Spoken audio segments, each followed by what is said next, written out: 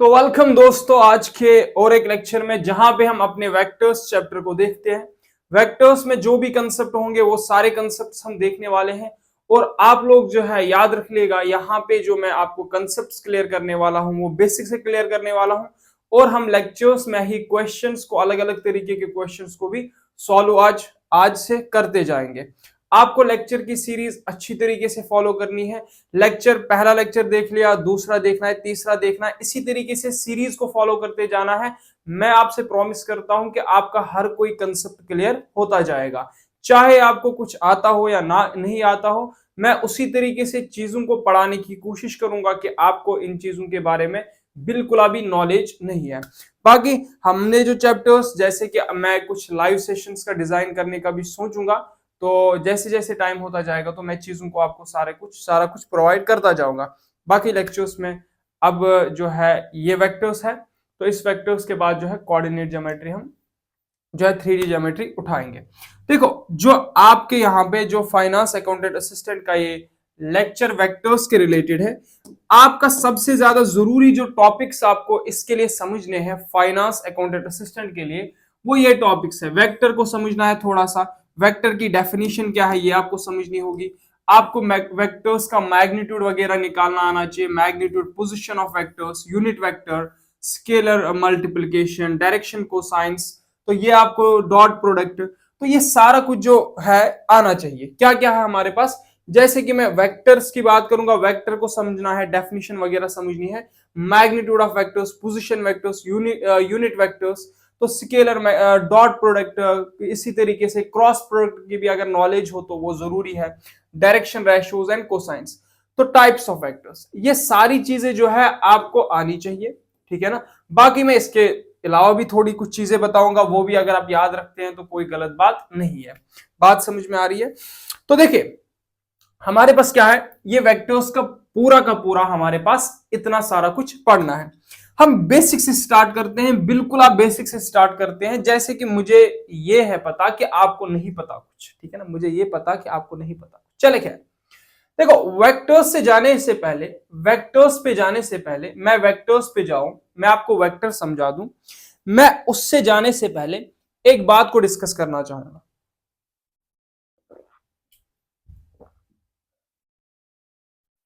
शायद आपने नाम सुना होगा फिजिकल क्वांटिटीज का। मैं एफ क्यू से रिप्रेजेंट करता हूं, आप याद रखना कि फिजिकल क्वांटिटीज, और डेफिनेशन में नहीं लिखाऊंगा, मतलब डेफिनेशन में बताऊंगा तो आप लिख लेना। तो फिजिकल क्वांटिटीज आप लोग थोड़ा सा यहां से ही समझे। देखो, पूरा बेसिक से मैंने वादा किया है तो पूरा बेसिक से जाऊंगा। फिजिकल क्वांटिटीज हमारे पास क्या होती है? फिजिकल क्वांटिटीज सारी वो क्वांटिटीज होती है जिनको हम मेजर कर सकते हैं। क्या कर सकते हैं? मेजर कर सकते हैं। जैसे कि मैंने आपसे कहा वेट कितना है आपका, तो आप कहोगे 30 kg, मतलब आप इसको मेजर कर सकते हो, तो फिजिकल क्वांटिटी हो गई। जैसे मैंने आपसे कहा कि लेंथ कितनी है, आप कितना ट्रैवल करे हो, आपने कहा 50 किलोमीटर मैंने ट्रैवल किया, तो ये एक फिजिकल क्वांटिटी होगी। चाहे डिस्टेंस की बात करूं, मैंने कहा आपकी स्पीड क्या है, आपने कहा मेरी स्पीड 40 किलोमीटर पर आवर है। तो जिस भी चीज को आप मेजर कर सकते हो तो वो फिजिकल क्वांटिटी होती है। बात समझ में आ गई? जैसे करंट कितना है, 4 एम्पियर करंट है, समझ आ रही है बात? तो ये सारी फिजिकल क्वांटिटीज हो जाएंगी। बात समझ में आ गई? अब फिजिकल क्वांटिटीज के बगैर क्या नॉन फिजिकल हाँ होती है। जैसे मैंने आपको कहा कि आपका आपकी इंटेलिजेंस कितनी है, मेजर कर पाओगे? नहीं। आपके लिए किसी के लिए प्यार कितना है, मेजर कर पाओगे? नहीं। किसी के लिए आपकी नफरत कितनी है, मेजर कर पाओगे? नहीं कर पाएंगे। समझ आ रही है बात? तो वो फिजिकल क्वांटिटीज नहीं होंगी। मतलब जिनको भी मेजर कर सकते हैं, मतलब आप प्यार को मेजर कर सकते? नहीं कर सकते। आप नफरत को मेजर कर सकते? नहीं कर सकते। इंटेलिजेंट है कोई, उसमें कुछ है, माइंड शॉप है, मेजर कर सकते हो? नहीं कर सकते। तो वो फिजिकल क्वांटिटीज नहीं होंगी। फिजिकल क्वांटिटीज वो क्वांटिटीज जिनको हम मेजर कर सकते हैं, ठीक है ना। तो ये आप डेफिनेशन में लिख सकते हैं। अब मैं बात जो यहां पे करूंगा ना, फिजिकल क्वांटिटीज जो है ये दो चीजों से बनी होती है, ठीक है ना। मैं थोड़ा सा आपको बता दूं, फिजिकल क्वांटिटीज दो चीजों से बनी होती है। क्या क्या? एक इसमें न्यूमेरिकल वैल्यू होता है। क्या होता है? न्यूमेरिकल वैल्यू होता है। न्यूमेरिकल वैल्यू होता है, ठीक है ना। और प्लस एक यूनिट साथ होता है इसमें। बात आप समझे अच्छी तरीके से, प्लस एक यूनिट होता है। क्या मतलब? देखो, जैसे मैंने बात करी, मैंने कहा कि आपको 30 kg। अब आप समझ चुके हो कि ये 30 kg है क्या। यहां पे जो 30 है ये एक न्यूमेरिकल वैल्यू है, और ये जो यहां पे है ये यूनिट है। क्या है? यूनिट। केजी जो है ये यूनिट है। समझ आ गई बात। तो मतलब हम ये कह सकते हैं कोई भी फिजिकल क्वांटिटी जो है वो एन यू से बनी होती है। एन का मतलब न्यूमेरिकल वैल्यू, यू का मतलब यूनिट। एन का मतलब न्यूमेरिकल वैल्यू, यू का मतलब यूनिट।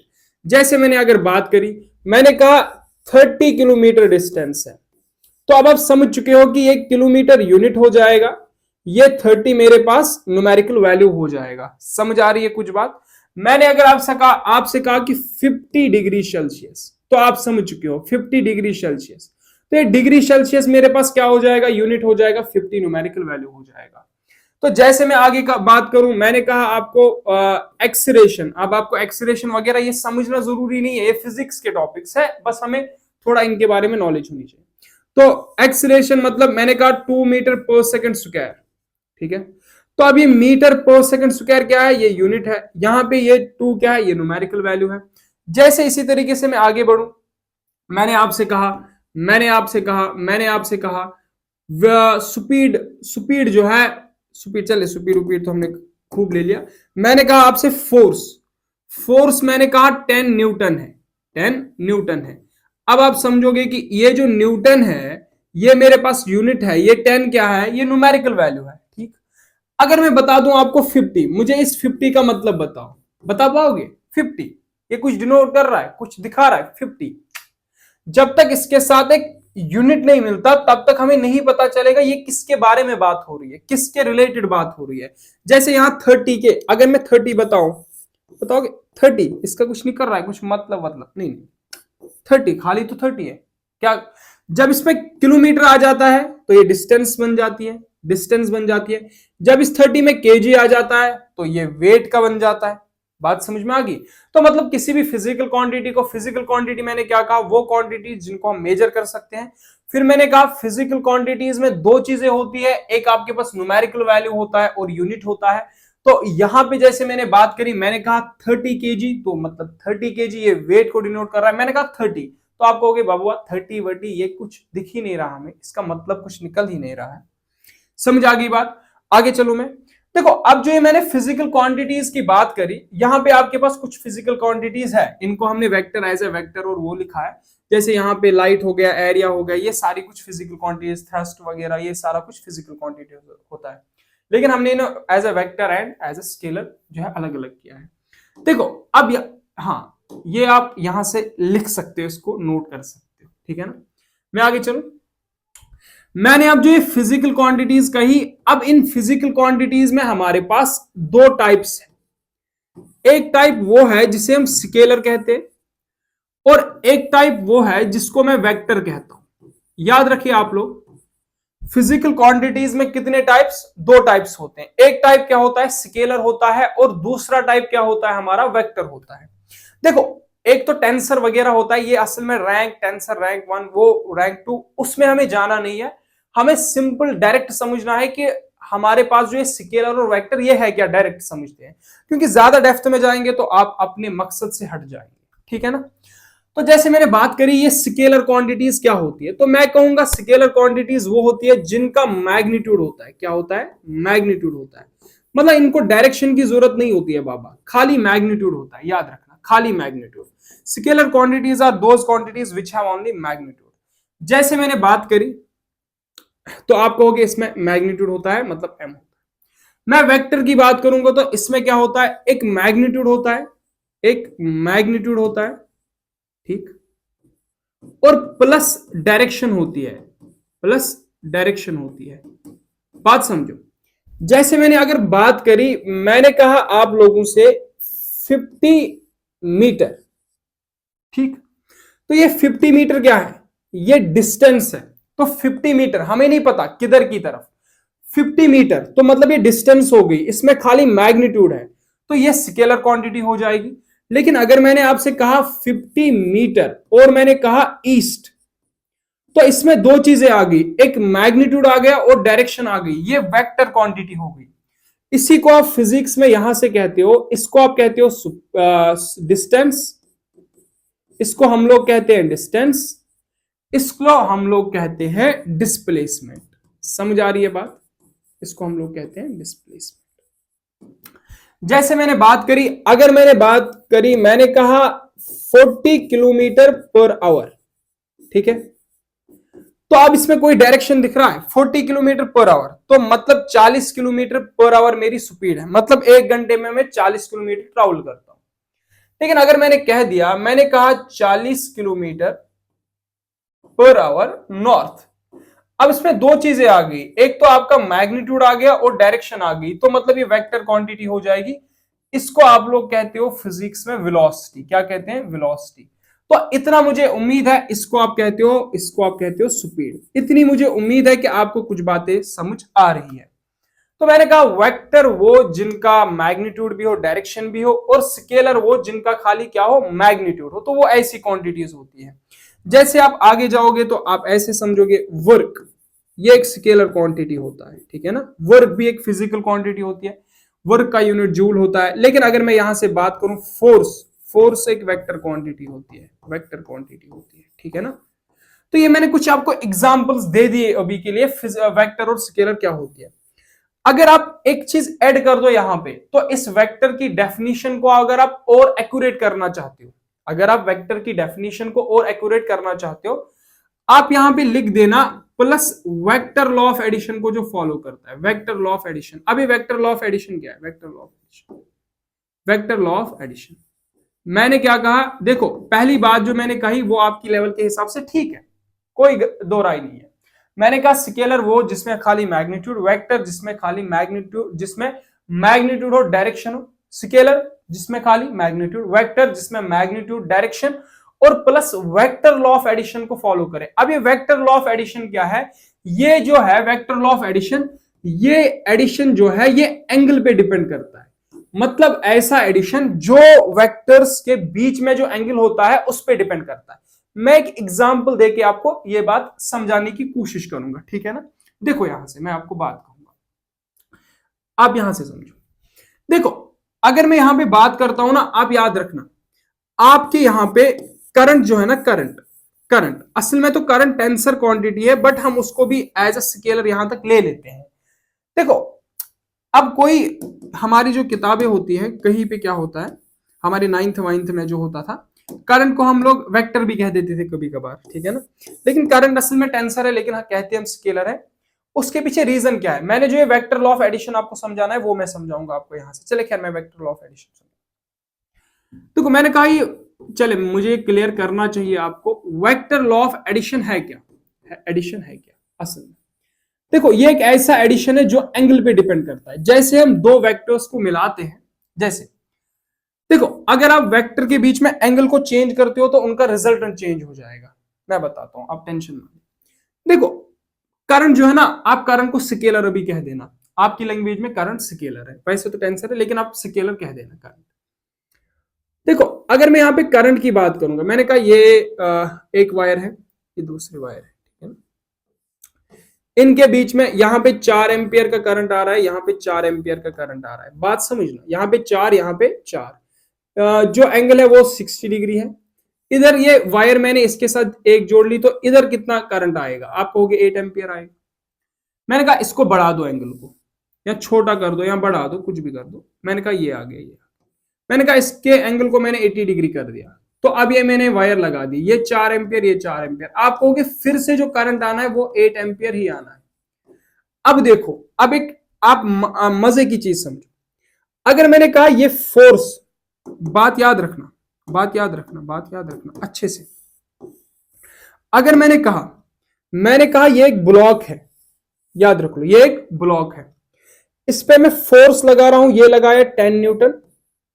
फोर्स समझते हो ना, फोर्स, धक्का, धक्का, ये धक्का जो होता है ना वो वेक्टर क्वांटिटी होती है। ये और मैंने लगाया 10 न्यूटन। बात समझना अच्छी तरीके से, एक ही डायरेक्शन में लग रहे हैं ना, इनके बीच में एंगल जो है वो 0 डिग्री है, ठीक है ना। ये याद रखना, एक ही डायरेक्शन में लग रही है, तो ये जो है यहां पे, ये जो है, ये बॉक्स जो है ये थोड़ा ये तेज चलेगा, ठीक है। अगर मैंने यहां पे बात करी, मैंने यही बॉक्स बनाया, आपको थोड़ा फील दिलाना चाहता हूं मैं। अब मैंने कहा कि ये लगा इसमें 10 न्यूटन, ठीक है, और मैंने यहां पे इसको, इस वाले को ऐसे लगाया, इस फोर्स को ये मैंने थोड़े एंगल पे लगाया, मतलब यहां पे 0 डिग्री एंगल था, यहां पे मैंने 60 बनाया। जरा थोड़ा सा समझ के, सोच के, और आपने इसको प्रैक्टिकल भी बहुत बार किया होगा।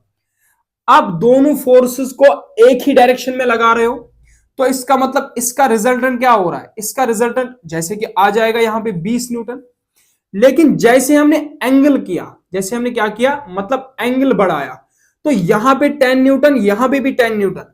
आपको लग रहा है क्या कि ये जो बॉक्स है, जितना तेज ये यहां पे चल रहा था उससे कम ये यहां पे चल रहा है?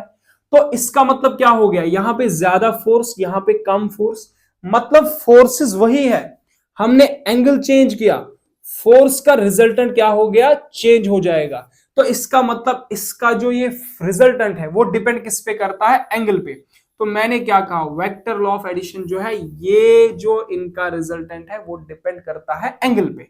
तो इसीलिए क्या होता है, इसीलिए जो है यहां पे आपको अलग अलग रिजल्टेंट मिलेंगे। मतलब यहां पे क्या करेगा, यहां पे ये बॉक्स ज्यादा तेज चलेगा, यहां पे थोड़ा कम तेज चलेगा। लेकिन अगर मैं और एक सिचुएशन यही लू, यही बॉक्स लू, एक फोर्स ऐसा लगाऊं, एक फोर्स ऐसा लगाऊं, जरा बताओ, ये फोर्स 10 न्यूटन, ये फोर्स 10 न्यूटन, और इनके, चले यहां पे इनके बीच में जो है एंगल 90 डिग्री। जरा बताओ एक बात, ये इधर की तरफ लग रहा है, ये इधर की तरफ लग रहा है, क्या ये बॉक्स इससे ज्यादा तेज चलेगा? नहीं, कम चलेगा, क्योंकि खाली यही फोर्स इसको चला रहा है।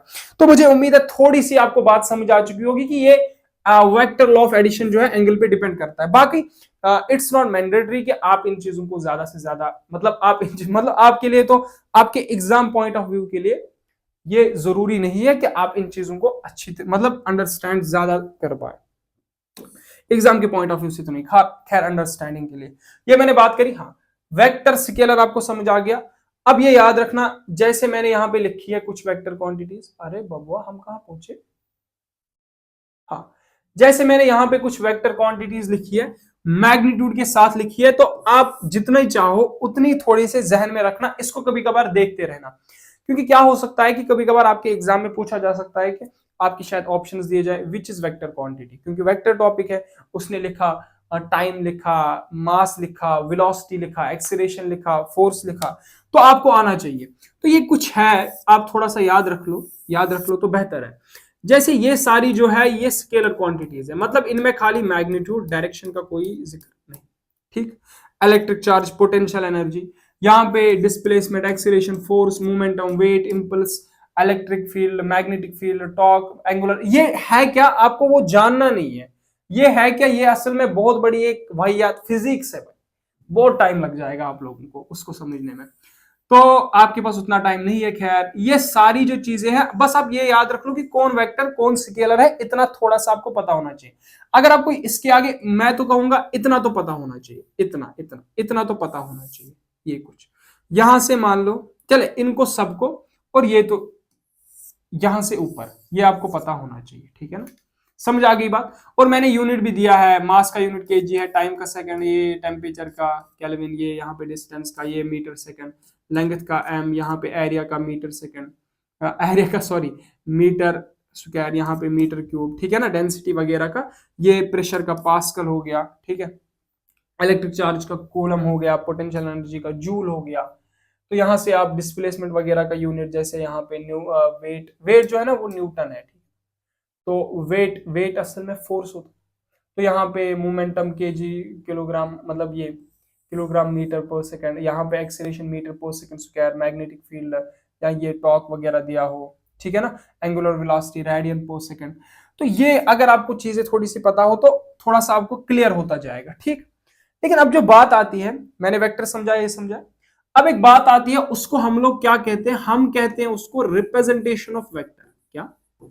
अब वेक्टर को हम रिप्रेजेंट कैसे करते हैं, रिप्रेजेंटेशन ऑफ वेक्टर, ये आप थोड़ा सा समझ लीजिएगा। देखो, वेक्टर को कैसे हम रिप्रेजेंट करते हैं, एक अच्छा कंसेप्ट है।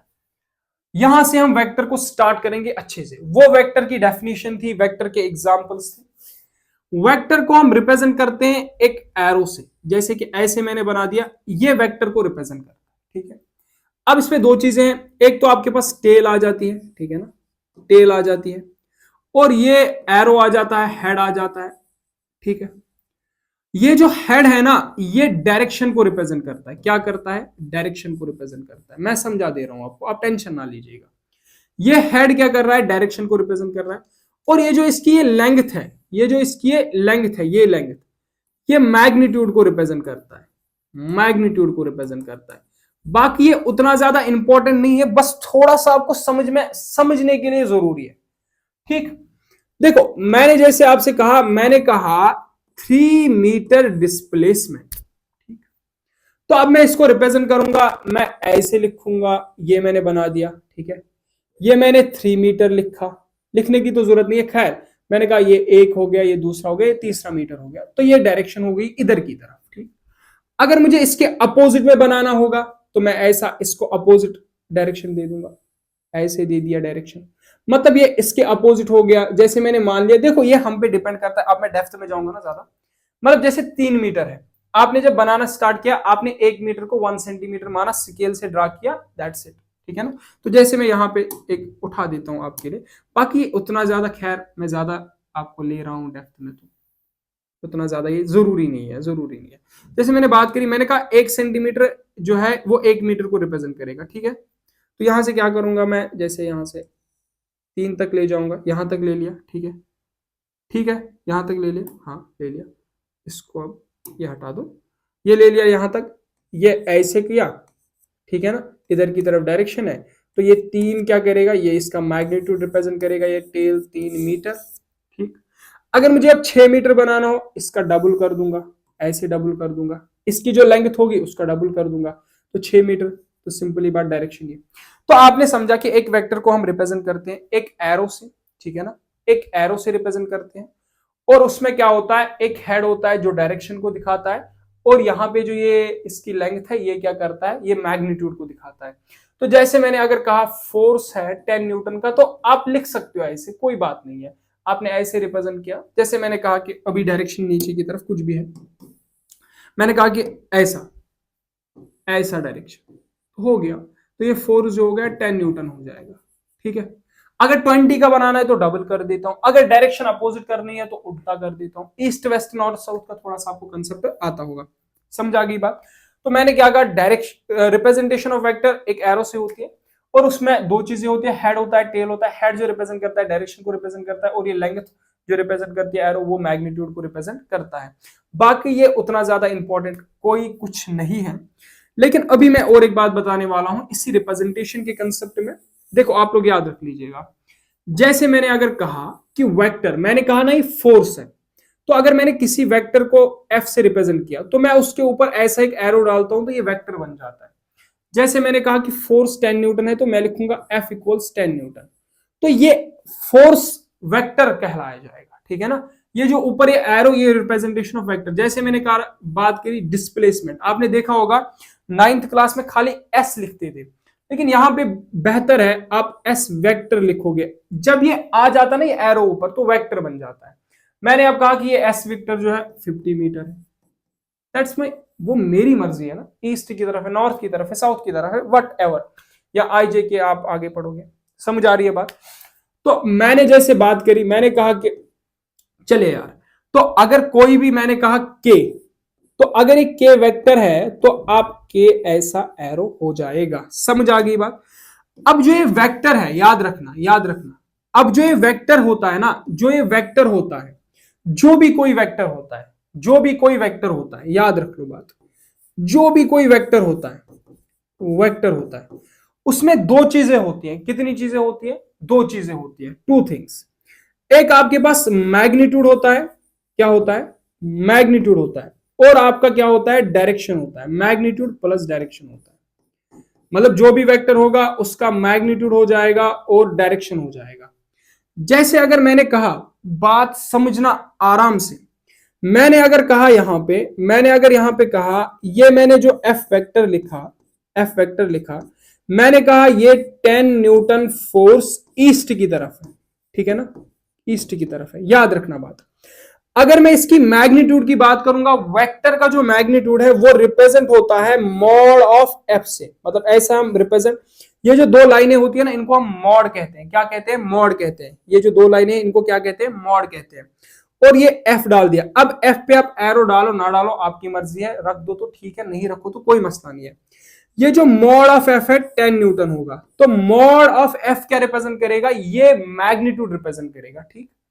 अब और एक चीज आती है, उसको हम कहते हैं डायरेक्शन। जैसे मैंने यहां पे एफ वेक्टर लिया तो मैं एफ कैप कहूंगा। इसको मैं क्या कहता हूं? इसको मैं कैप कहता हूं, एफ कैप कहता हूं। चाहे ए वेक्टर होता उसका ए कैप होता, तो इसका मैंने ये क्या कहा यहां पे? F cap, F cap. ठीक। ये डायरेक्शन को रिप्रेजेंट करता है। तो यहां पे एफ कैप क्या है? यहां पे ईस्ट की तरफ है। समझ आ रही है बात? तो आपने समझा, जो भी वेक्टर होगा उसमें दो चीजें होंगी, एक मैग्नीट्यूड होगा, दूसरा डायरेक्शन हो जाएगा। जैसे मैंने अगर बात करी, मैंने कहा ए एक वेक्टर है। ठीक है। अब ये जो ए वेक्टर है ये दो चीजों से बना होगा। एक ए का मैग्नीट्यूड होगा जो मैंने मॉड ऑफ ए, और इसके साथ एक डायरेक्शन होगा, मैंने कहा ए क्या। देखो अब ये मैंने डायरेक्शन कही, ये ईस्ट हो सकती है, वेस्ट हो सकती है, नॉर्थ हो सकती है, साउथ हो सकती है, आई कैप हो सकता है, जे कैप आपको नहीं पता है, आई कैप जे कैप, खैर मैं कह रहा हूं आपको, आई कैप हो सकती है, जे कैप हो सकती है। लेकिन जो भी होगा ये कैप रिप्रेजेंट क्या करेगा? डायरेक्शन को रिप्रेजेंट करेगा। मुझे उम्मीद है आपको बातें समझ में आ रही है। ये मैग्नीट्यूड, ये डायरेक्शन, ठीक है ना? बात समझ में आ रही है? जैसे मैंने कहा कि चले अब ये मैंने ए से, देखो ये जनरल एक रिप्रेजेंटेशन होती है, ठीक है ना? तो अगर मैंने यहां से कह दिया, मैंने कहा ये 20 मीटर पर सेकंड स्क्वायर, ये मान लो वेस्ट की तरफ है एक्सीलरेशन। तो अगर मैंने इसको कहा ये ए वेक्टर से मैंने रिप्रेजेंट किया, ठीक है, तो अब ये मैग्नीट्यूड ऑफ ए क्या है? वो 20 मीटर पर सेकंड स्क्वायर है।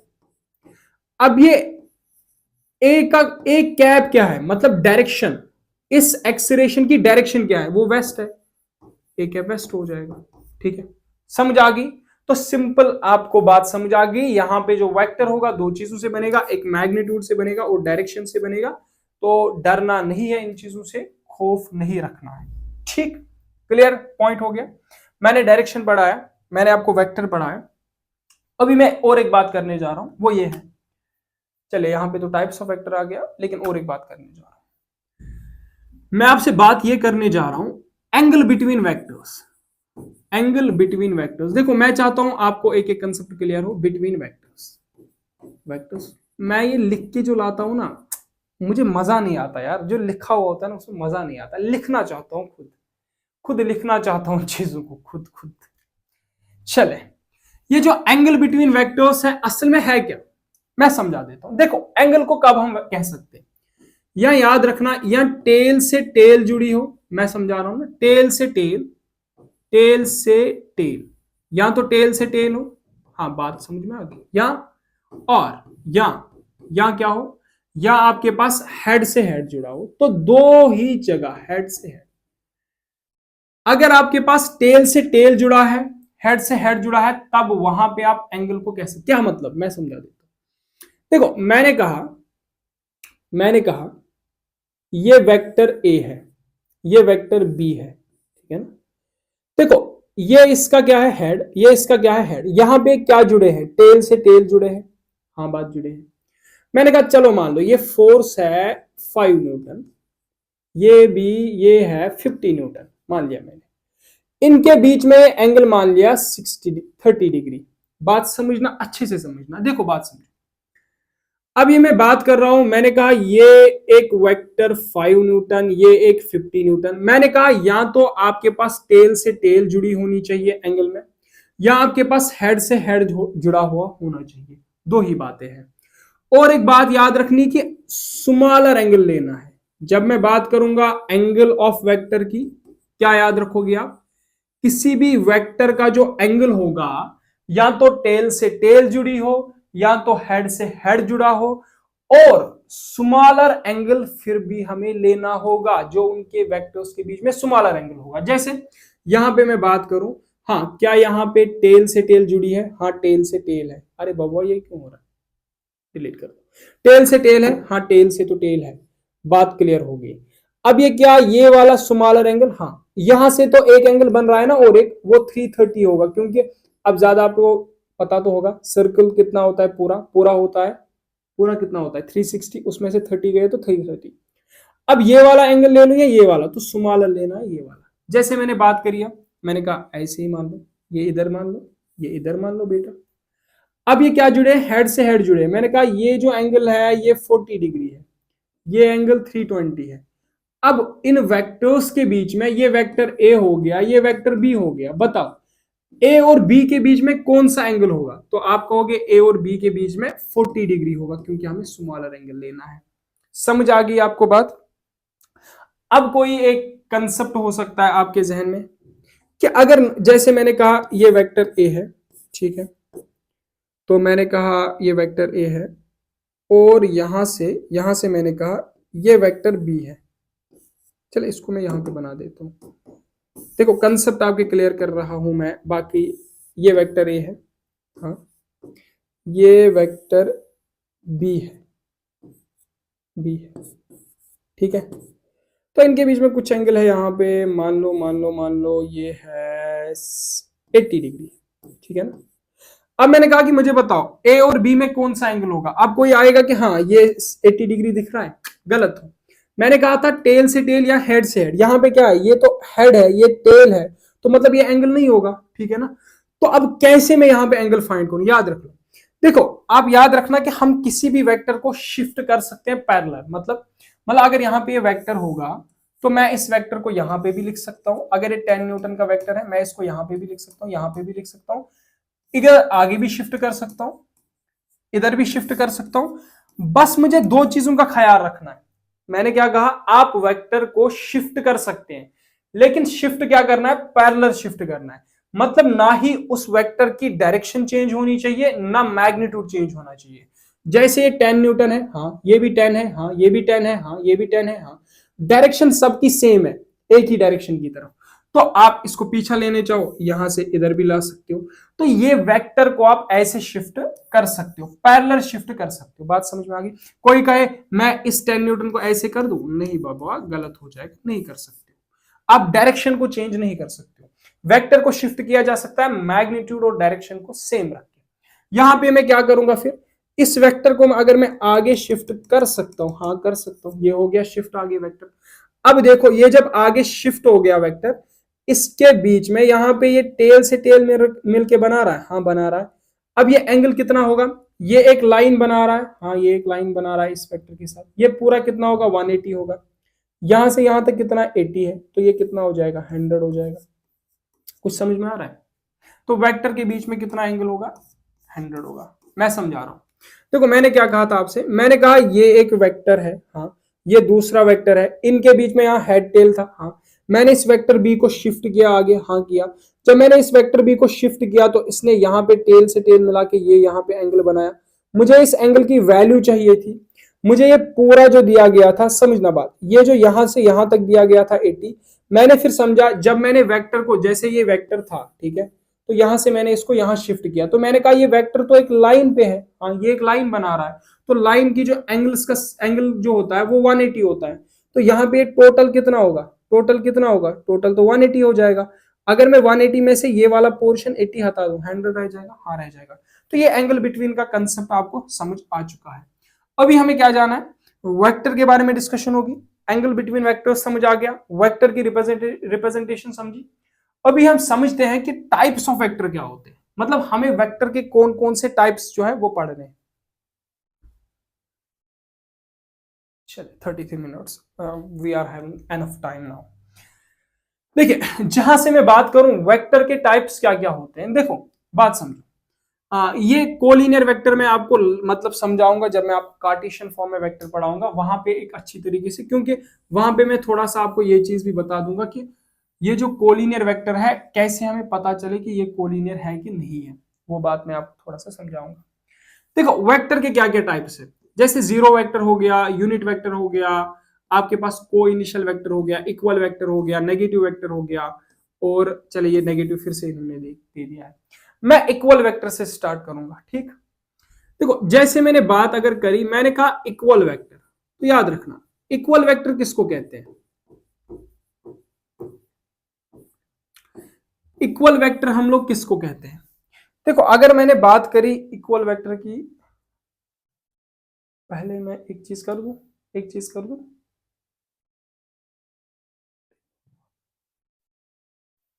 चले चले चले। मैंने अगर बात किसकी करी, मैंने कहा इक्वल वेक्टर। देखो इक्वल वेक्टर किसको मैं कहता हूं, जिस वेक्टर में पहले तो सेम मैग्नीट्यूड हो, सेम क्या हो, मैग्नीट्यूड हो, जहां पे वेक्टर्स के बीच में सेम मैग्नीट्यूड हो, याद रखना। दूसरी बात सेम डायरेक्शन हो, सेम डायरेक्शन हो,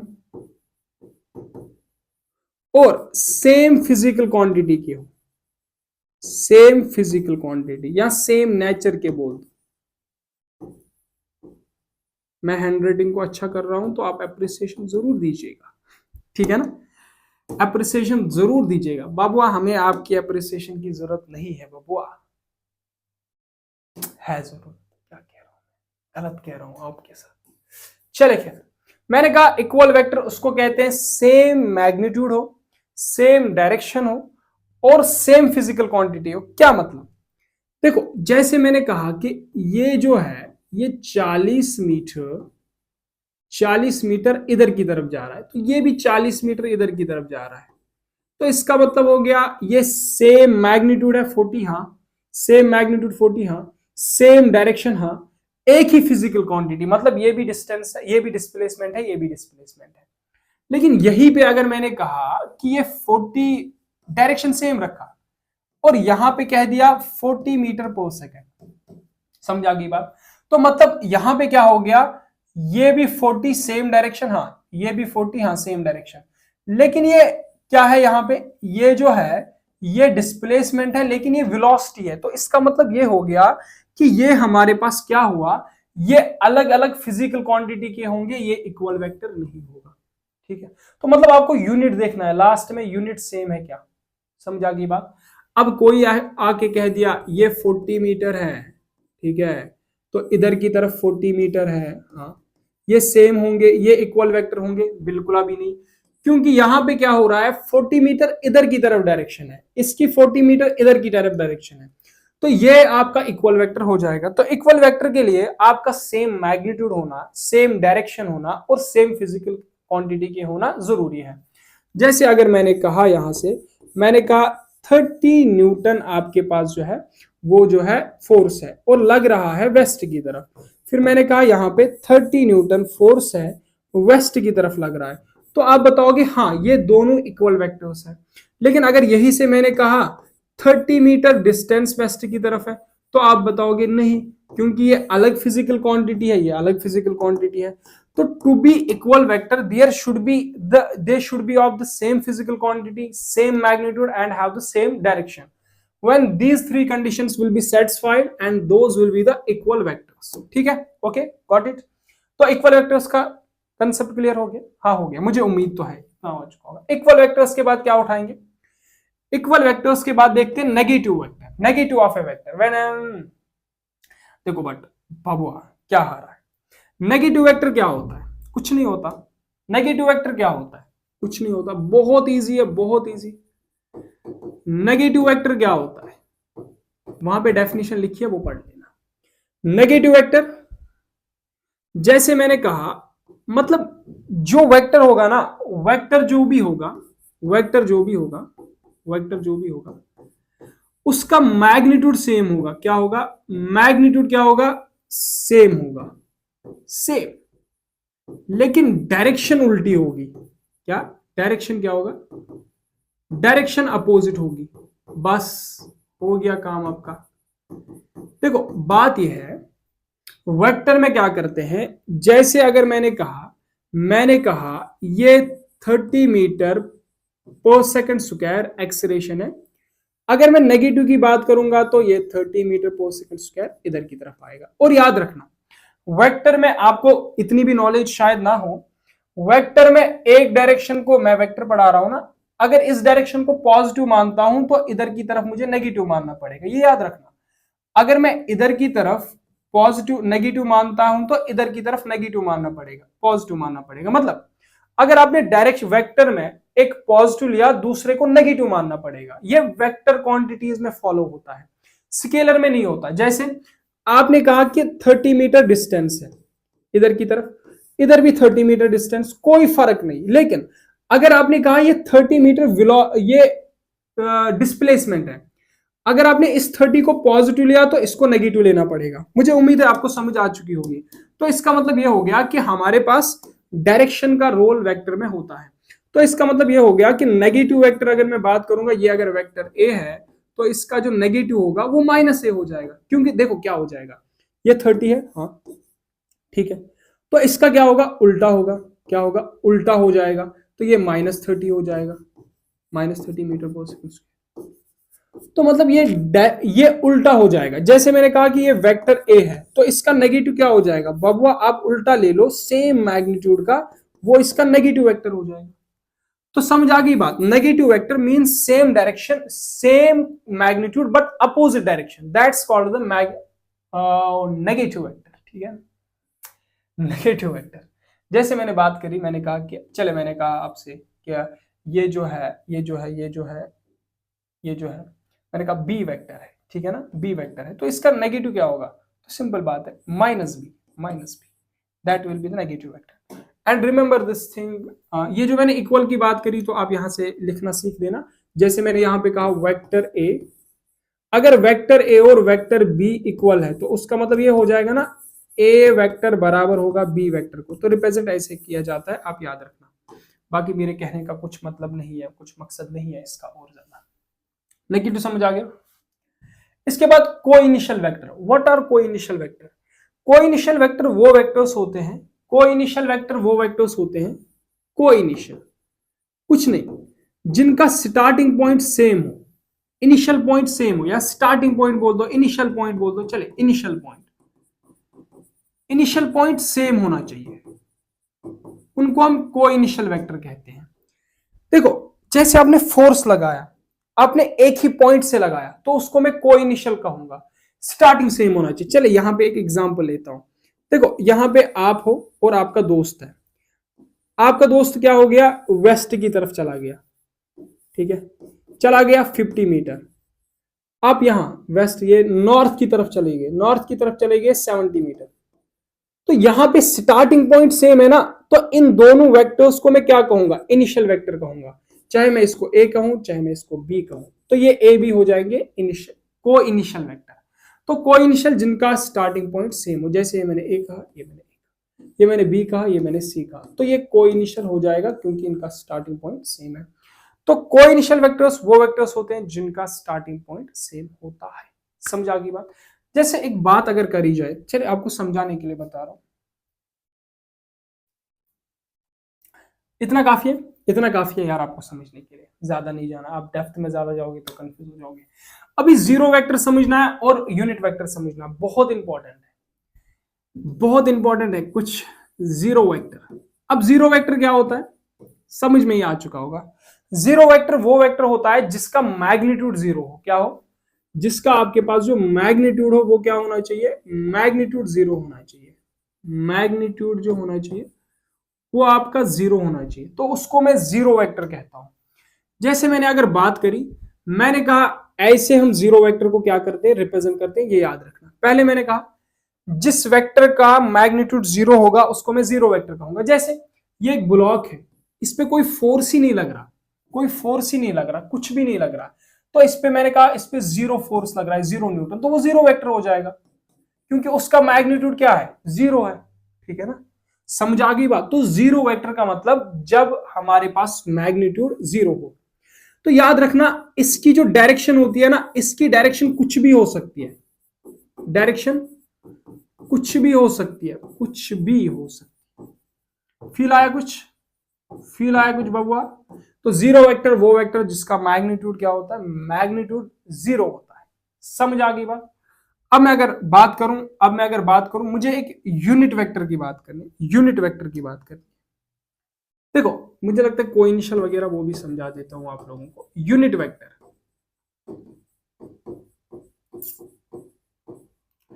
यूनिट वेक्टर क्या होता है, देखो ये जो यूनिट वेक्टर होता है ना, ये डायरेक्शन देने के लिए होता है। जो मैंने वहां पे कैप की बात की थी, जैसे मैंने कहा था ए कैप आपसे, फिर कहा था एफ कैप, ये सारे जो होते हैं यूनिट वेक्टर, मतलब यूनिट वेक्टर मतलब कि ऐसा वेक्टर जो डायरेक्शन देते, डायरेक्शन के लिए यूज होता है, ठीक है ना।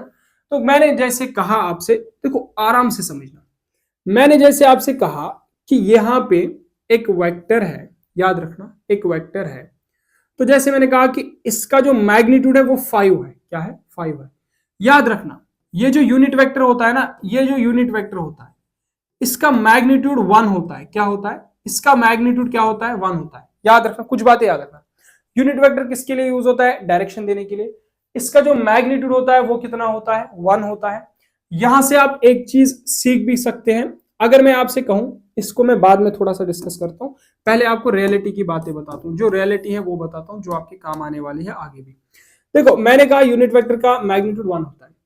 अगर आपको मैं एक बात कहूं, ये एक वेक्टर ए है, हाँ है, ये कितने चीजों से बना है, आप कहोगे 2 चीजों से, एक मैग्नीट्यूड से और ये ए कैप डायरेक्शन।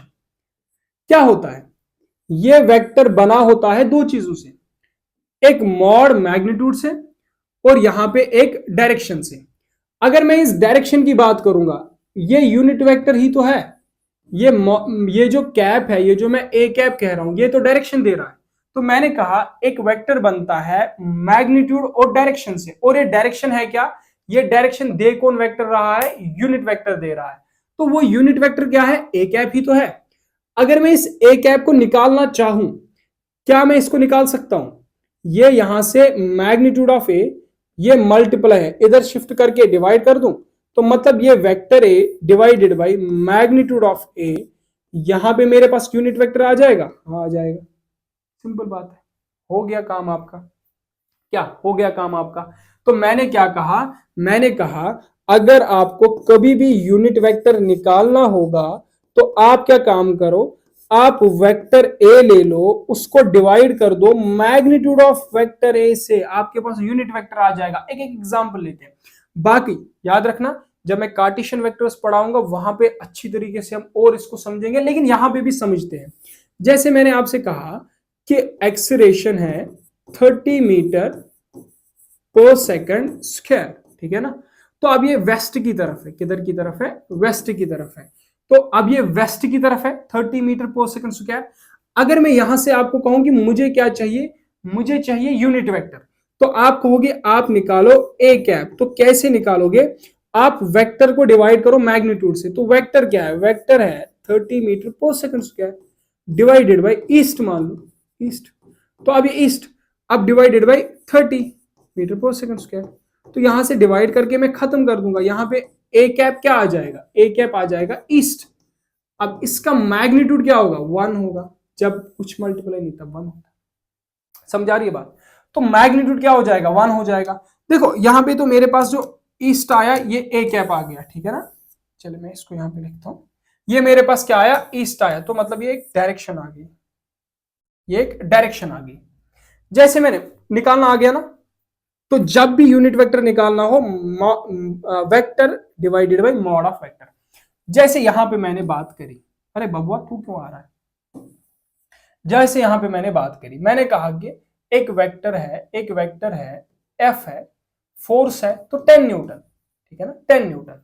अब यहां पे समझना, ये 10 न्यूटन फोर्स है, मैंने कहा यहां पे कोई डायरेक्शन वायरेक्शन, अभी डायरेक्शन तो होगी यूनिट वेक्टर की, ये बात जाहिर सी बात है, ये जाहिर सी बात है, डायरेक्शन क्या, डायरेक्शन होनी है। मैं अगला एक पेज लेता हूं, जब भी मैं एक वेक्टर लेता हूं, मैंने कहा ये फोर्स 10 न्यूटन है, ठीक है ना।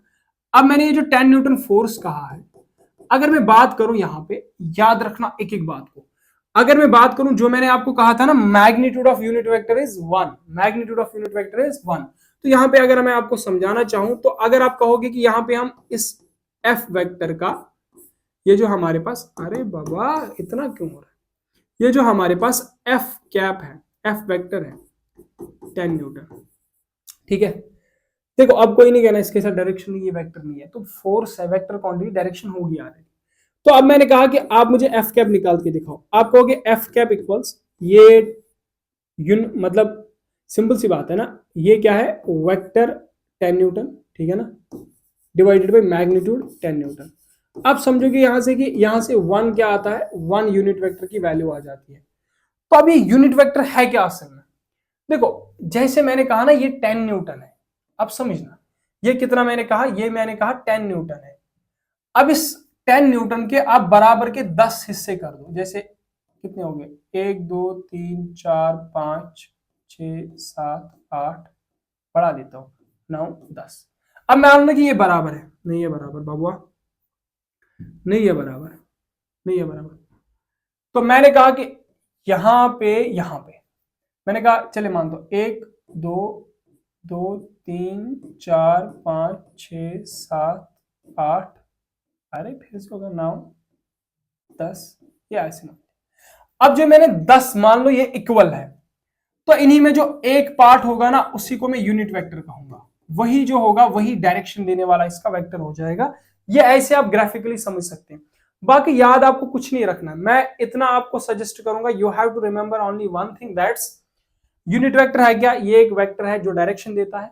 और दूसरी बात, इसका जो मैग्नीट्यूड होता है वो 1 होता है। इसको निकालते कैसे हैं ये वाला आपका इंपॉर्टेंट हो जाता है, इसको निकालते कैसे, बाकी ये जो मैंने दिखा दिया ये आप याद रख लो, ऐसी कोई ज्यादा जरूरत नहीं पड़ती है इसकी। देखो आप याद रखना, ए कैप को हम निकालते हैं magnitude of A, sorry vector A divide by magnitude of A से, ये इंपॉर्टेंट बात है। बाकी आप सब कुछ भूल जाओ, लेकिन ये नहीं भूलना बहुत जरूरी है आपके लिए। चीजें के बारे में मैंने बात करी, लेकिन अभी हम और एक टॉपिक की ओर जा रहे हैं, वो है एडिशन ऑफ वेक्टर्स। क्या है वो, है एडिशन ऑफ वेक्टर्स। तो मैं कोशिश करूंगा वो आपको समझा दूं, लेकिन उससे पहले मैं आपको बता दूं कि ये चीजें आपको अगर पता हो तो थोड़ा बेहतर हमारे लिए होगा। क्या है ये साइन थीटा, ये कॉस थीटा, शायद आपको पता हो ना हो, लेकिन मैं आपको कहूंगा sine theta, cos theta, tan theta. If अगर पता है आपको तो ठीक है, नहीं पता है तो कोई मसला है नहीं, वैसा मैं यहां पे बता दे रहा हूं। मेन बात है कि आप साइन थीटा और कॉस थीटा को याद रख लो। इसमें भी क्या होगा कि अगर आप साइन थीटा को याद रखते हैं, देखो आपको ये बताएगा ये समझाओ साइन थीटा क्या है, कॉस थीटा क्या है, for that there is trigonometry. तो यहां पे पढ़ाऊंगा तो बहुत मुश्किल हो जाएगा, उधर आधा घंटा चला जाएगा, तो फिर टॉपिक पे हम रहते नहीं है। जिससे हमारा काम निकल जाए, मैं वो बात आपको समझाना चाहता हूं। काम निकलेगा, आप रख लो वैल्यूज याद। साइन 0 डिग्री मतलब जैसे आपके पास साइन 0 डिग्री आ गया, ठीक है ना, साइन क्या आ गया 0 डिग्री आ गया, तो आप वहां पे 0 लिख सकते हो। मैंने कहा साइन 30 डिग्री, तो आप साइन 30 डिग्री, सॉरी मैंने कहा साइन 30 डिग्री, तो आप साइन 30 डिग्री पे 1/2 लिख सकते हो। मैंने कहा साइन 60, तो आप साइन 60 पे क्या लिख सकते हो, √3/2 लिख सकते हो। तो इसी तरीके से यहां पे मैंने जो बात करी है, मैंने कहा साइन 1 टू साइन, मैंने कॉस की बात करी, कॉस 30 √3/2, और मैंने यहाँ पे 120 135 150 180 भी आपसे मेंशन करा है। मैं कहूंगा आपको 180 का अगर पता है तो इससे भी काम चल जाएगा। 180 जो होता है, अरे यार क्या कर रहे हो, 180 जो होता है ये 180 साइन 180 0 होता है, कॉस 180 -1 होता है, और टैन जो होता है वो 0 होता है, ठीक है ना। तो अगर आपको ये चीजें भी पता होगी, जैसे साइन 120 √3/2, साइन 135 1/2, साइन 150 1/2, और इसी तरीके से कॉस 120 -1/2, कॉस 135 -1/√2, कॉस 150 √3/2। तो इसी तरीके से ये भी आप लिख सकते हो टैन वगैरह। तो मैं नहीं कहूंगा कि आपको, देखो याद रखना, मैं आपसे कहूंगा साइन थीटा और कॉस थीटा आपको याद होना चाहिए, ये आपके लिए जरूरी है, आपको पता होना चाहिए। और इसमें भी आप 90 तक अगर याद करते हैं, देखो फिर से होगा, अगर आप 90 तक याद करते हो तो इट्स गुड, 90 तक अगर आप याद करते हो ठीक है, और 90 के बाद आप इनको भी याद करते हो तो ठीक है, सही है। लेकिन अगर आप आलसी है थोड़े तो ये छोड़ दो, बस ये 180 के याद कर दो, कोई मसला नहीं है, ठीक है। बात समझ में आ गई, तो ये याद करना है। बाकी कोई कहेगा कि इनका मतलब क्या है, देखो मैंने कहा आपको साइन 70 डिग्री, साइन 70 तो नहीं आना है आपने, मैंने कहा जैसे cos 45, देखो मैं इतना समझा रहा हूं आपको, जहां पे आपका cos 45 आएगा वहां पे आप क्या लिख सकते हो, 1/√2 लिख सकते हो। जहां पे आपका cos 90 आएगा वहां पे आप 0 लिख सकते हो। मेरा ये कहने का मतलब है, मतलब जैसे कि आ गया आपके पास साइन 120, अब आप सोच रहे हो साइन 120 की जगह पे क्या लिखोगे, √3/2 लिखोगे। जब हमारे क्वेश्चन में जरूरत पड़ेगा हम लिखेंगे साइन 120 √3/2। जैसे आ गया √3/2, हमारे पास आ गया साइन 180, तो हम लिख देंगे 0, क्या लिखेंगे, साइन 180 की जगह पे क्या लिखेंगे, 0 लिख देंगे। हमारे पास आ गया cos 180, तो cos 180 पे क्या लिखेंगे, -1 लिख देंगे, ठीक है। अब जो मैं कर रहा हूं ना बात, मैं एक आप किससे बात कर रहा हूं, एक चीज है उसको हम कहते हैं ट्रायंगल ला, सॉरी हमने इसमें मेंशन नहीं करा है वो, मैं लाता हूं उसको पकड़ के लाता हूं, यहां से लाता हूं, यहां से यहां से यहां से यहां से यहां से यहां से यहां से, हाँ यहां से, चले दो चीजें हैं, जब हम इनको मिलाते हैं, जब हम वेक्टर्स को मिलाते हैं तो याद रख लीजिएगा आप लोग, देखो वेक्टर्स को जोड़ने का तरीका, मतलब जैसे हमारे पास दो वेक्टर्स है तो उनको कैसे हम जोड़ते हैं, तो मैं एक बात बता दूं, तो ज्यादा इट्स नॉट, ये भी मैंडेटरी नहीं है, मतलब पढ़ाया जा रहा है आपको, लेकिन टॉपिक है वेक्टर का, लेकिन उतना ज्यादा जरूरी नहीं है। क्या है कि वेक्टर एडिशन, मैं थोड़ा सा आपको इसके बारे में पहले बता दूं, मतलब वेक्टर्स का हम लोग एडिशन कैसे करते हैं। देखो जो मैंने आपको बताया ना, वेक्टर का जो एडिशन है वो एंगल पे डिपेंड करता है, किस पे डिपेंड करता है, एंगल पे डिपेंड करता है। तो वेक्टर एडिशन में आता है एक ट्रायंगल ला, ठीक है, एक पैरेललोग्राम ला, और भी एक आता है पैरेललोग्राम ला के बगैर, और भी एक आता है, उसको मैं जो कहता हूं उसको हम लोग कहते हैं पॉलीगन ला, बट वो हम ये पढ़ेंगे नहीं। देखो मैं आपको एक बात बता दूं, मैं आपको बताऊंगा ट्रायंगल ला और पैरेललोग्राम ला, देखो आपको समझना है ऊपर ऊपर से, इन्हें ज्यादा याद नहीं रखना है, ज्यादा जरूरी नहीं है। और एक बात, अच्छा, मैं एक कंसेप्ट भूल गया बोलना आपको, एक कंसेप्ट भूल गया, वो बताऊं मैं आपको। तो यहां से ये ट्रायंगल लॉ जो है, ट्रायंगल लॉ की जो मैं बात कर रहा हूं, ट्रायंगल लॉ में मैं एक फार्मूला आपको अगर याद रहे तो ठीक है, वो मैं बता दूंगा आपको सारा कुछ, रहे तो ठीक है, नहीं रहे तो कोई टेंशन नहीं, कोई जबरदस्ती नहीं है। जो अगला लेक्चर होने वाला है वो आपके लिए बड़ा महत्वपूर्ण होने वाला है, ये टॉपिक्स भी आप समझते जाओ, लेकिन उतने ज्यादा खैर इंपॉर्टेंट नहीं है। लेकिन यहाँ पे मैं एक जीरो वेक्टर पे मैं एक बात बताना भूल गया। देखो जीरो वेक्टर क्या होता है, याद रखना, इसमें जो इनिशियल पॉइंट है ना वहीं पे फाइनल पॉइंट भी होता है, मतलब इनिशियल पॉइंट और final point coins, initial point और फाइनल पॉइंट मतलब सेम होते हैं, सेम मैं बता दूंगा, सेम याद रखना, ये मैं भूल गया आपको बताना। जैसे मैंने आपसे कहा ये वेक्टर ए है, ये वेक्टर बी है, ठीक है ना, वेक्टर ए वेक्टर बी, अब मैंने कहा यहां से वेक्टर सी आ गया, ठीक है। अब बताओ जहां से स्टार्ट हुआ था वहीं पे पहुंचा था, हाँ इसको हम जीरो वेक्टर कहेंगे, यहाँ पे जीरो आंसर आना है आपका। जैसे मैंने कहा ये वेक्टर जैसे ये ए पॉइंट से स्टार्ट हुआ, मतलब गया ही नहीं कहीं, यहाँ ए पॉइंट से स्टार्ट हुआ मतलब गया ही नहीं कहीं, यहाँ मान लो कि ए पॉइंट से बी तक गया, फिर बी से ए तक वापस आया, तो इसका मतलब ये हो गया कि ये ए जो वेक्टर होगा ये जीरो वेक्टर हो जाएगा। मतलब जब इनिशियल और फाइनल पॉइंट आपके कोइंसिडेंट मतलब एक ही जगह पे होते हैं उनको हम जीरो वेक्टर कहते हैं। I hope you got this. चले ट्रायंगल ला है क्या, कुछ नहीं है, ट्रायंगल ला कुछ नहीं है, कुछ भी नहीं है। देखो ट्रायंगल ला क्या है, अगर दो एडजेसेंट साइड्स, मतलब ये मान लो एक वेक्टर ए मान लो, ठीक है ना, ये वेक्टर ए और ये वेक्टर बी, अगर दो साइड्स जो है ट्रायंगल के वो वेक्टर को रिप्रेजेंट करते हैं और ये सेम एक ऑर्डर में जा रहे हैं, जैसे यहां पे गया ऐसा, हाँ गया ऐसा, मतलब हेड टेल की ये में जा रहे हैं, मतलब हेड टेल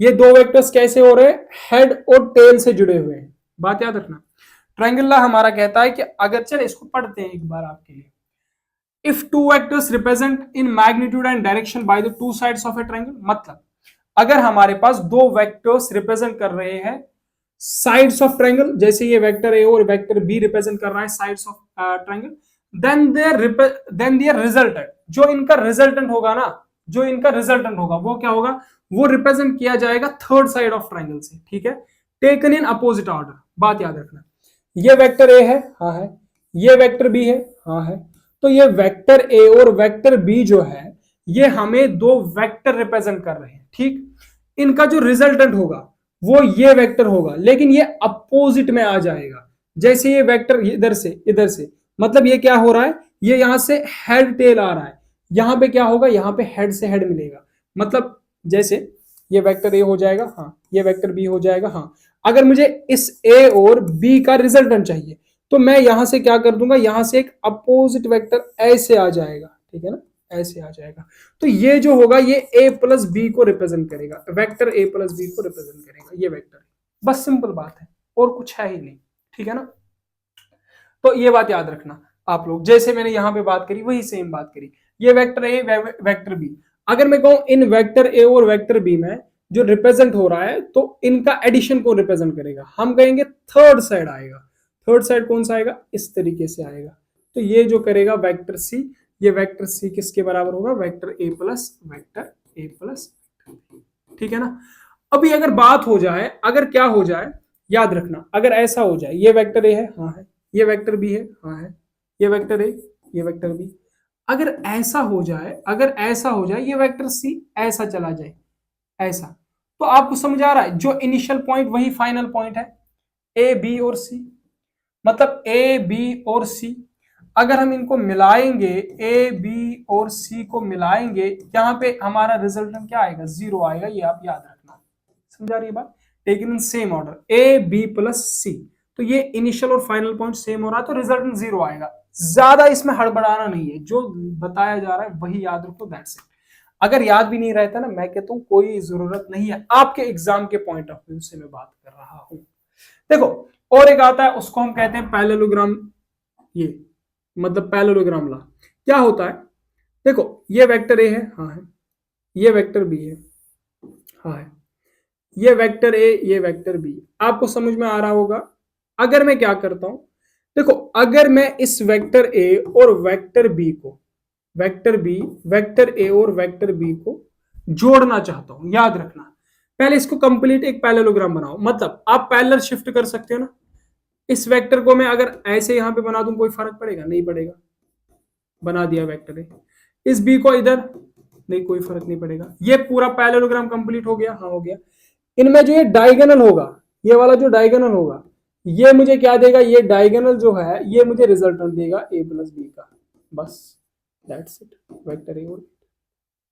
तो मतलब पैरेललोग्राम में क्या होता है, when two adjacent sides, when two sides represent the sides of parallelogram, the diagonal gives the resultant, that's it। बाकी तो है ही नहीं कुछ।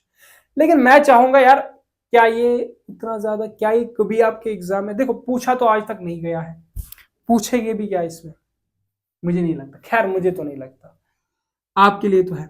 लेकिन असल में यहां से ये जो दोनों है ना, चाहे आप यहां ट्रायंगल लॉ से बात करो या पैरेललोग्राम से बात करो, यहां से एक रिजल्टेंट हमारे पास आता है, रिजल्टेंट निकालने का तरीका आता है। जैसे हमारे पास दो वेक्टर्स होंगे, उनको निकालने का तरीका वो ऐसे होता है, a square plus b square plus 2ab। मैं चाहूंगा कि अगर आप ये याद रखते हो तो मुझे लगता है बेहतर होगा, कॉस थीटा, ये ऊपर से अंडर रूट भी डाल दो, या तो यही से, मतलब कि हमारे पास जो रिजल्टेंट होगा वो a square plus b square plus 2ab cos theta के बराबर होगा।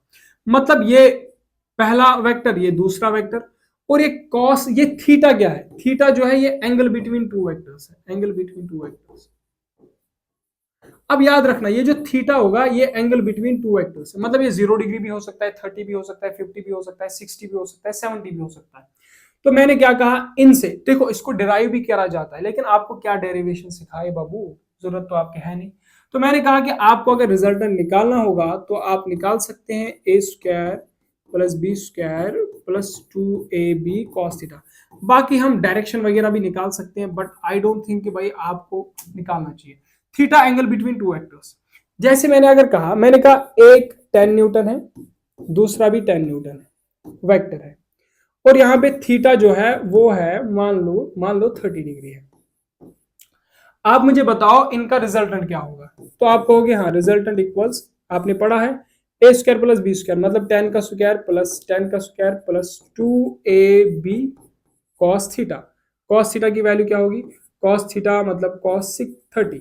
अब वहां चले जाओ, वहां पीछे चले जाओ, मैंने क्या बताया था, r इक्वल्स 10 का स्क्वायर 10 10 हो गया 100, भाई आता है ना 10 का स्क्वायर निकालना, 10 का स्क्वायर तो 2 बार 10 को मल्टीप्लाई करो, 10 इंटू 10, 10 10 100 प्लस 10 का स्क्वायर 10 10 100, 2ab, सॉरी ab, अरे बाबा क्या कर दिया मैंने, ये ए बी की जगह पे क्या आएगा, 10 इंटू 10 आएगा,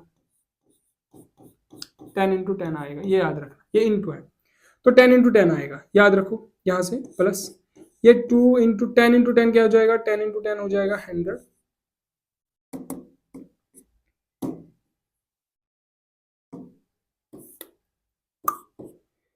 ये 2 10 इंटू 10 हो जाएगा 100। और अब देख लो cos 30, आप देख लो cos 30 की वैल्यू क्या होगी, जरा पीछे जाओ, √3/2 होनी चाहिए, √3/2 होनी चाहिए, तो यहाँ पे क्या कर लोगे, ये √3/2 लिख लोगे, समझ आ रही है ना बात। अब ये cos 30 क्यों मैंने बढ़ाया, cos √3/2, 2 से 2 गया क्योंकि मल्टीप्लिकेशन में, यहाँ डिवाइड में, ठीक। अब क्या हो जाएगा, 10 हो गया कितना, 10 हो गया 200, √200 प्लस, तो इसके बाद यहाँ पे 100 इंटू 3 ये हो गया √ ऐसा, ठीक है ना, समझ आ रही है ना बात।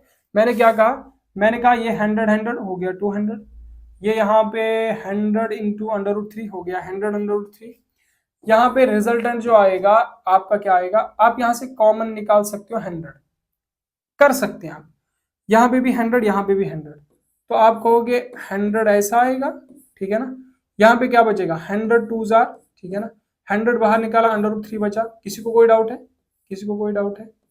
तो मैंने क्या कहा, मैंने कहा ये 200 और 100 में से 100 कॉमन निकाला, यहाँ पे 2 बचा, यहाँ पे √3 बचा क्योंकि 100 कॉमन किया, ये 100 बाहर आ जाएगा, √100 किसके बराबर होता है, 10 के बराबर, 10 √2 प्लस √3 इसका आंसर आ जाएगा, ये इसका आंसर होना चाहिए, होना चाहिए, ऐसे मैंने आपको कराया।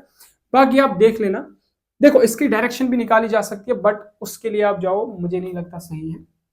बाकी एक बात बताऊंगा यहाँ पे, थोड़ा सा आप याद रख ले, इसकी मैक्सिमम वैल्यू क्या होती है, दो मैक्सिमम और मिनिमम वैल्यू, शायद आपसे पूछ ले कि what is the maximum value when we are adding two vectors and minimum value, पूछा जा सकता है ना आपसे, गलती से पूछ लिया तो क्या कर लोगे। देखो अगर मैं यहाँ पे मैक्सिमम की बात करूंगा, याद रखना cos थीटा की वैल्यू कब मिनिमम होती है, वो याद रखना,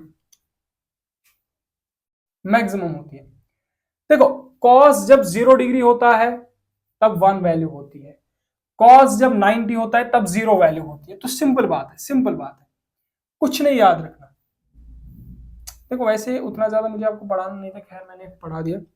अगर मैं मैक्सिमम की बात करूंगा ना, यहाँ पे याद रखना, मैक्सिमम की अगर मैं बात करूंगा, मैंने मिनिमम और मैक्सिमम की बात करी है, मैं अगर मैक्सिमम की बात करूंगा, मैक्सिमम वैल्यू और मिनिमम वैल्यू की बात करूंगा, याद रखना। देखो मैक्सिमम वैल्यू क्या हो सकता है आपका, मैक्सिमम वैल्यू जब आपके पास थीटा जो है वो 0 डिग्री होगा, तो क्या मतलब, मैं समझा देता हूं, मतलब आपके पास थीटा 0 डिग्री है, वेक्टर ए और वेक्टर बी है, याद रखना, ये वेक्टर ए है, ये वेक्टर ए है, हाँ ये वेक्टर बी है, इनके बीच में जो एंगल है वो 0 डिग्री है। अब अगर मैं इनका रिजल्टेंट निकालना चाहूं तो मैं निकालूंगा √a² plus b² plus 2ab cos theta. अब चीजों को हर एक जगह पे कैच करते जाइए, r इक्वल्स, यहाँ पे cos थीटा की जगह में डायरेक्ट 0 डाल दूं, कोई फर्क तो नहीं पड़ेगा, हाँ डाल दो cos 0। अब यहां से कोई फर्क तो नहीं पड़ेगा ना, ये a², हाँ ये प्लस b², हाँ ये प्लस 2ab, cos 0 डिग्री की वैल्यू क्या है, 1 है, तो सिंपल बात है, ये r किसके बराबर आएगा, √a² plus b² plus 2ab cos 2ab into 1, तो 2ab हो जाएगा। अब जरा मुझे एक बात बताओ, जरा अपनी 8th की कहानी में चले जाओ, अगर कभी पढ़ा हो 8th में, आपने एक चीज पढ़ी होगी, क्या पढ़ी होगी, आपने पढ़ा होगा a प्लस बी का होल स्क्वायर बराबर होता है a² plus b² plus 2ab, ठीक है ना, यहां पे यही है ना, a² plus b² plus 2ab, क्या मैं इस a² plus b² plus 2ab की जगह पे यहां पे लिख सकता हूं क्या, a प्लस बी का होल स्क्वायर, आप कहोगे लिख सकते हो, ये मैंने पूरी डेरिवेशन की आप साथ सिखाया आप, अरे बबुआ डेरिवेशन क्या, खैर ये तो असल में तो जब पढ़ने पे आ जाए तो फिर इसकी डेरिवेशन क्या, ठीक है ना, स्क्वायर एंड रूट कैंसिल होगा, तो r बराबर होगा a प्लस बी, मतलब सबसे मैक्सिमम वैल्यू कब होगी वेक्टर की, a प्लस बी करने पे, 0 डिग्री पे मैक्सिमम वैल्यू होगी आपकी, जब 0 डिग्री होगा तब मैक्सिमम वैल्यू होगी, उससे ज्यादा वैल्यू पॉसिबल नहीं है। ये याद रखनी है दो बातें। कभी कभार वेक्टर ए दे दे, वेक्टर बी दे दे, बताए कि मैक्सिमम वैल्यू बता दो, तो डायरेक्ट ऐड करना है ए प्लस बी, डायरेक्ट ऐड करना है। अगर मैं अब सबसे कम वैल्यू की बात करूंगा तो उस वक्त जो है थीटा 90 डिग्री होना चाहिए, 90 डिग्री, सॉरी 90 नहीं खैर, उस वक्त थीटा जो होना चाहिए -1 होना चाहिए। क्या होना चाहिए? थीटा जो है -1 होना चाहिए। मतलब ये सिंपल सी बात है ना, अगर एक इधर जा रहा है दूसरा इधर जा रहा है, इनके बीच में एंगल 180 डिग्री, कितना है 180, तो 180 cos 180 की वैल्यू क्या है -1, जाके देख लो। तो अब अगर इसको आप चेक करना चाहो तो आप चेक करके देख लोगे, R equals a square plus b square plus 2ab, cos theta की जगह पे cos 180, ठीक है ना। cos 180 की वैल्यू जो है वो -1 है, ये आ जाएगा a square plus b square plus 2ab cos theta, ये आ जाएगा -1, ठीक है ना। क्या आ जाएगा बबुआ? ये आ जाएगा आपका माइनस, यहाँ पे cos 180 ये प्लस 2ab, ये -1 आ जाएगा। जब आप इसको मल्टीप्लाई करके देखोगे, a square plus b square plus 2 into a into b into -b, simple बात है ना। 2ab को -1 से मल्टीप्लाई करो, सिंपल बात है। क्या आना है? -2ab आना है, क्योंकि एक पॉजिटिव दूसरा नेगेटिव, तो नेगेटिव आना है, तो अंडर रूट। अब यहां से आप समझ सकते हो एक बात और, ये a square plus b square -2ab, तो अब आप कहोगे कि यहाँ पे सर ऐसा कहोगे a माइनस बी, ऐसा कुछ होता था कि नहीं होता था? होता था कि नहीं होता था? A square a minus B का whole square, a square plus b square -2ab होता था, हाँ होता था। तो इसकी जगह पे क्या आप ऐसा लिख सकते हो? क्या आप ऐसा लिख सकते हो? क्या आप ऐसा लिख सकते हो? देखो दिमाग घूमने लगा है अब मेरा, ज्यादा टाइम होगा ना। a माइनस बी का होल स्क्वायर, क्या आप ऐसा लिख सकते हो? हाँ, स्क्वायर एंड रूट कैंसिल होगा, r equals a minus B. याद रखना है मैक्सिमम वैल्यू जो होगा a प्लस बी होगा, minimum value a minus B होगा, दो वेक्टर्स के बीच में। बाकी आपके पास जो हो सकता है ऐसा करके, याद रखना ऐसा करके यहां से आप डायरेक्शन वगैरह भी निकाल सकते हैं। ये यहाँ पे लिखा हुआ है कुछ, यहाँ पे tan थीटा वाइन थीटा बी साइन थीटा, लेकिन मैं नहीं चाहूंगा यार, इतना तो जाना नहीं है, लेकिन वेक्टर की मैक्सिमम मिनिमम वैल्यू पता होनी चाहिए, शायद कभी कभार पूछा जाए, इसलिए मैंने ये बता दिया आपको, ठीक है। तो वेक्टर का समझ आ गया, बाकी आप देख लेना खुद। मैं आपको कहूंगा थीटा इक्वल्स 90 डिग्री पे देखना, थीटा इक्वल्स 45 डिग्री पे देखना वैल्यू क्या आएगी, और यहां पे एक को मानना वेक्टर ए मानना 50 न्यूटन, वेक्टर बी मानना 20 न्यूटन। देखना कैलकुलेशन करना, वेक्टर ए मानना 20 न्यूटन, वेक्टर बी मानना 20 न्यूटन, देखना क्या आंसर आता है आपका। बाकी मुझे लगता है यहां तक मैंने आपको क्लियर कंसेप्ट कराए, लेकिन कल हम मिलते हैं नेक्स्ट लेक्चर में, जहां पे बहुत सारी बातें होंगी, और वो लेक्चर आपके लिए इंपॉर्टेंट होने वाला है। फॉर दैट आप जो है, मुझे उम्मीद है आप लोग उसमें रेडी रहना उन लेक्चर्स में। बाकी हम लोग मिलते हैं कल नेक्स्ट लेक्चर, तब तक के लिए बाय बाय।